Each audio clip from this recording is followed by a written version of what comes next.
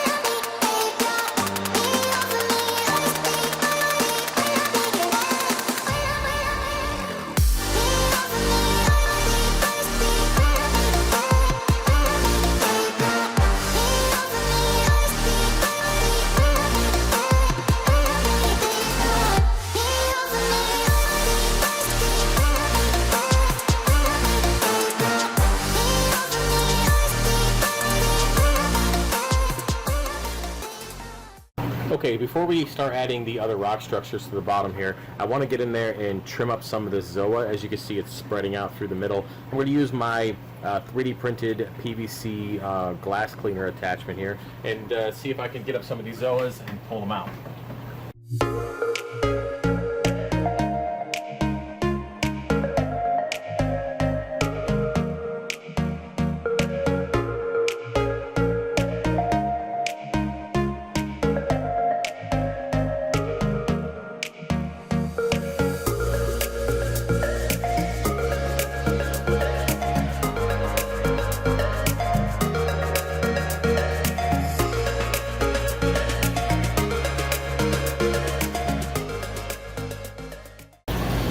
Okay, so before I get into fragging up that other colony, I need to figure out what I'm going to do with these two rocks, or at least the two that I'm going to put in that spot that we just cleaned up from the zoas. Now, I am definitely going to use two of them. I'm just trying to figure out which two and kind of how I want them lined up, and then adding frags according to kind of how they're set up is probably the easiest way to go. Overall, I cleaned up like, I don't know, 6 to 8 inches worth of zoas, so we definitely got some room in there. I'm thinking I kind of want like a, I don't know, like a little area that kind of focuses in. Just now I'm on the spot trying to figure out how I want it to look. That doesn't look too bad. Something like that, and then just got a little bit of a curve there, which is nice. I like that look. And then, I don't know, a little bit of a valley. Anyways, fill this up with SPS. Haven't really decided exactly where I'm going to put the SPS yet, but fill up both of these, and I think this is a pretty good look. Yeah, I'll save that one for the back of the tank, but that should fit in that spot quite well. And again, we got a ton of holes, it's stable, and this should be good. Now, I'm not going to glue these together before putting them in, just because I don't want to risk them breaking and possibly hitting the bottom of the tank. So I'll just put them together, or put them in one by one, and then put them together at the bottom of the tank, kind of like this. And you can see it doesn't look too bad. So let's go and get started with fragging and put some coral on here.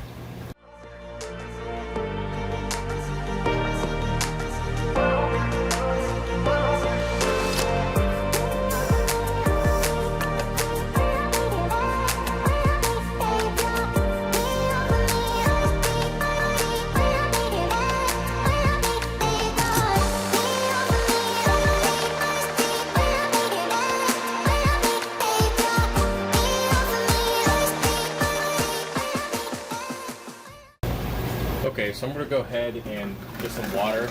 This is one of my plastic tubs here. I'm going to put all the frags in that container just to kind of let them sit while I'm deciding on where I want to put all the coral, just so it's not sitting out for too long.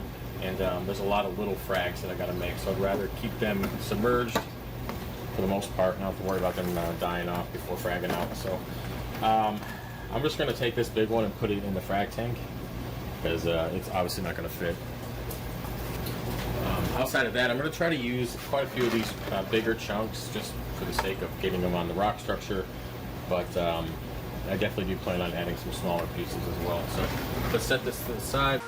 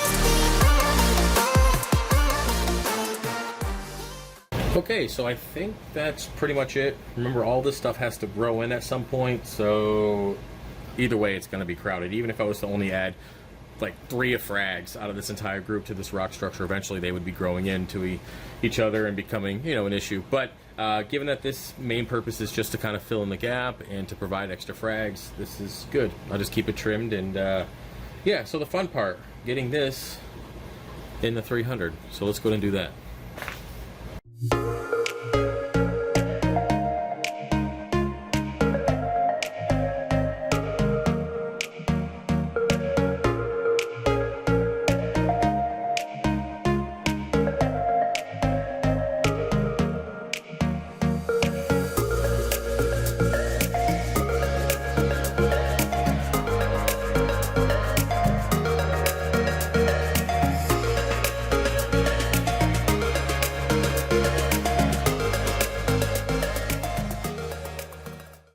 Okay, so all 3 frag rocks are installed. Of course, the corals are pissed off. They will open up here soon enough, and there's plenty of room for growth here at the bottom of the tank. Now, I did move the Lobo there to the back just to kind of make sure that it doesn't really have sweeper tentacles, but just in case it falls over, it won't land into any of the corals. And if it does, it's pretty much going to hit some of those easier SPS, like the green digitata and the stylophora. So it's not a huge deal if it hits it. It's not like it's going to wipe out an entire colony of acropora. So that worked out well, and yeah, not too bad. Interested to see how it looks when it starts to grow in. And of course, here is our other one with the frog spawn on it, which looks pretty good. So the tank is super cloudy. I'm gonna let that clear up. I'm gonna throw a couple couple filter socks in there, clean that up real quick, and then I'm gonna finish up the fragging of all the corals we pulled off that that rock structure, or that frag rock. So anyways, until next time, I'll give you guys an update on this. It looks pretty good, and the 300 is looking good as always. So I'll see you later. If you guys want to support the channel, again, head over to fishofhex.com. Frags are 50% off for the next week and a half or so, and I appreciate all the support. All right, later.